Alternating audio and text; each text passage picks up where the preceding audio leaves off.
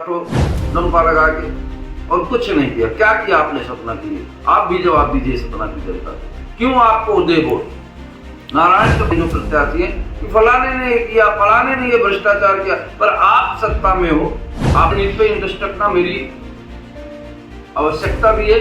और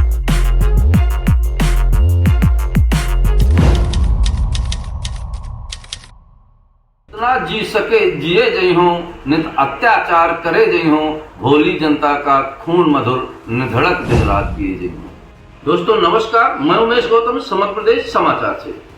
आइए आज बात करते हैं सतना की राजनीति की। क्योंकि सतना मेरा शहर है और मैं सतना में जन्म लिया, सतना में पला बढ़ा, इसलिए सतना मेरे लिए सबसे ज्यादा महत्वपूर्ण है। सतना की राजनीति पे इंटरेस्ट रखना मेरी आवश्यकता भी है और यहाँ जो सांसद बनते हैं उनसे मेरा लगाव भी रहता है। और भारत की बात करें तो सतना भारत में ही है और सतना के वर्तमान के राजनीतिक चुनाव के बारे में बात करते हैं।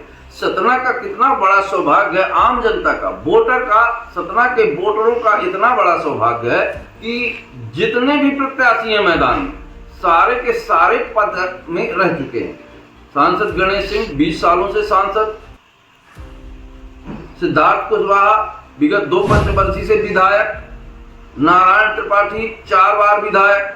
अब सवाल ये उठता है कि नारायण त्रिपाठी गणेश सिंह से 20 साल का हिसाब पूछते हैं और गणेश सिंह नारायण त्रिपाठी से 20 साल का हिसाब पूछे, सिद्धार्थ कुशवाहा गणेश सिंह से 20 साल का हिसाब पूछते हैं। अरे ये सब हिसाब पूछते हैं तीनों के तीनों, ये अपना हिसाब क्यों नहीं बताते? काश या आम जनता को अपना भी हिसाब बता सके। जब ये राजनीति में आए थे तब इनकी आर्थिक स्थिति कितनी थी और आज ओरिजिनल इनकी तीनों की आर्थिक स्थिति कितनी है, इस बात पे भी नहीं चर्चा करना चाहिए। सारे के सारे सांसद और विधायक वीडियो दिखाएंगे हम आपको, केवल इस बात की बात करते हैं जो प्रत्याशी हैं कि फलाने ने किया, फलाने ने ये भ्रष्टाचार किया, पर आप सत्ता में हो, आपने क्या किया?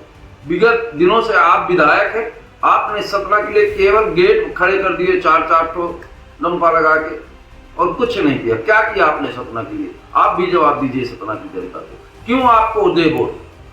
नारायण त्रिपाठी से भी सतना की जनता को जवाब पूछना चाहिए कि हम आपको क्यों वोट दें। आपने कौन से वादे किए? विगत 20 सालों से आप विधायक थे, आपने क्या काम किया और अपना क्या विकास किया?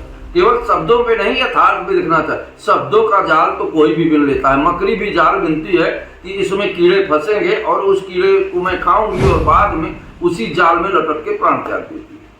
वही हालत सतना के जनता को बड़ा अच्छा मौका मिला है। सांसद गणेश सिंह को भी अपने 20 सालों के कामों का हिसाब देना चाहिए। वो अपने काम की क्षमता नहीं बताते हैं, ये नहीं बताते कि मैंने क्या जनसेवा किया। लोगों से कहते हैं मोदी को प्रधानमंत्री बनाना है। अरे तुम तो हमारे सतना में रहोगे, आप क्या किया है और आप क्या करोगे आने वाले समय में? आपको विकास की इबारत बतानी पड़ेगी।